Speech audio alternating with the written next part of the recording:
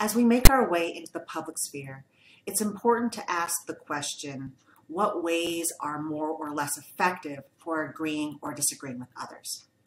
To answer that question, we need to think about what we mean by effectiveness, which depends on the purpose of our communication. People sometimes communicate because they want to express themselves. Maybe it's a self-release where they vent, I'm going to vent, blah, blah, blah, blah, blah, rant over. Or maybe they're expressing themselves because they want to make sure other people understand who they are. I voted for so-and-so. He or she represents me in this way, and I want everyone to know. Or maybe it's to get attention. I'm going to say something egregious. I'm going to throw in some obscenities, and I'm hoping that by that expression, I get attention from myself. Or maybe we offer expression as forms of support.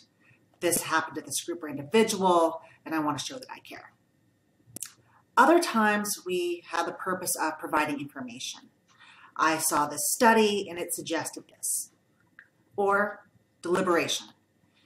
We can deliberate just for the purpose and enjoyment of the deliberation itself, not necessarily with any particular goal.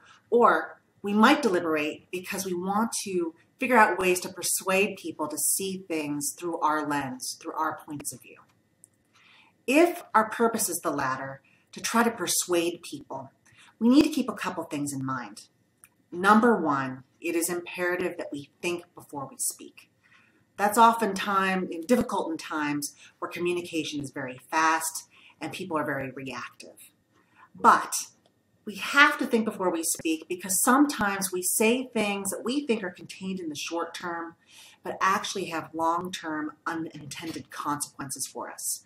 We might say something in a fit of anger that ends up hurting our credibility down the road, since we live in a world in which our communications are often recorded and those digital footprints can come back to haunt us.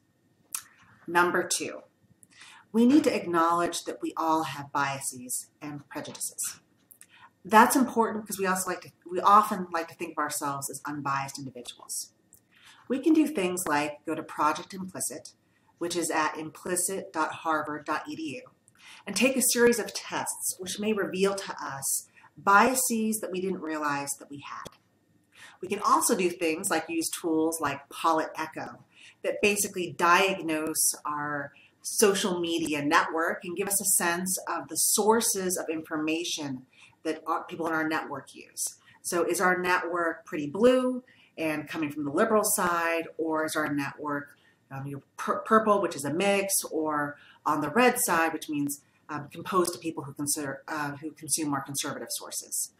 That's important because oftentimes we want to think of ourselves as unbiased individuals who turn to a diverse number of sources, when in reality, our sources may really come from a particular point of view or perspective. Number three, we need to take the time to understand what other people are saying. So if someone makes a declarative statement, we can take the time to ask some questions. When you said that you were for this, how did you reach that decision? What was your rationale behind thinking that? Or what kind of evidence did you come across that seems to support this as the best course of action to take? That's important because it gives us more accurate information about what the person means, but it also communicates to other people that we've taken the time to understand them.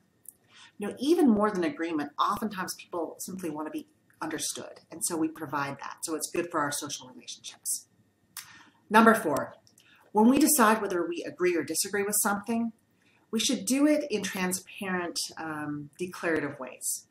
What I recommend is, if you're talking with someone, is first restating what they've said. I hear you say that you believe in this, and you believe this for these reasons. And then follow up with, I agree, or I disagree, and here's why.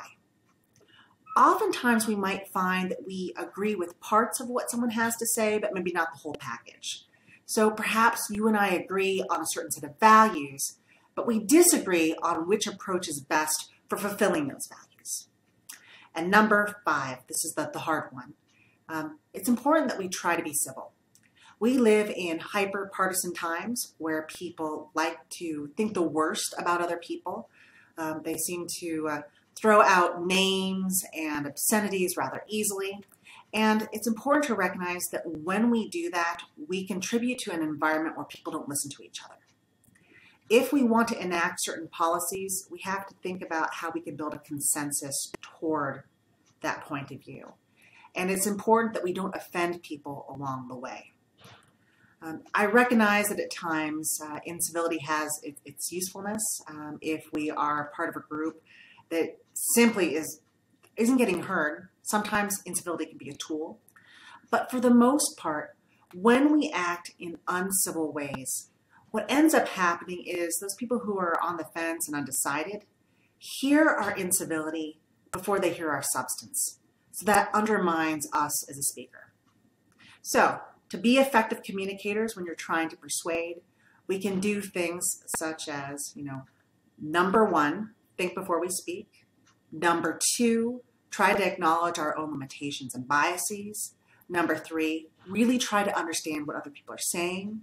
Number four, try to be transparent and declarative when we communicate our position. And number five, be civil. Just one final thought is that remember that civility doesn't mean complacency. It doesn't mean giving in. We can be very passionate but respectful at the same time. And if we want to be effective communicators, it's important that we don't think of an exchange in the short term. Remember, there are digital footprints. When we communicate, it's part of a building block of who we are and how other people see us. So if we want to make important changes that last, we need to think beyond the moment and think about the long haul.